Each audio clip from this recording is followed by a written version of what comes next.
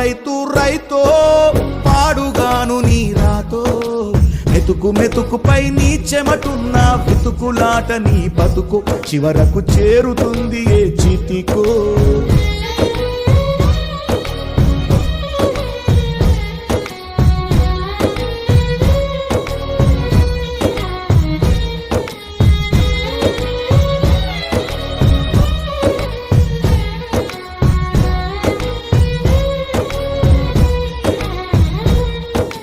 లక్షలు పెట్టి బంగారం కొని బలాదూరుగా ఎవరున్నా నువ్వు పండించే ధాన్యమే లేకుంటే అందరూ శూన్యమే.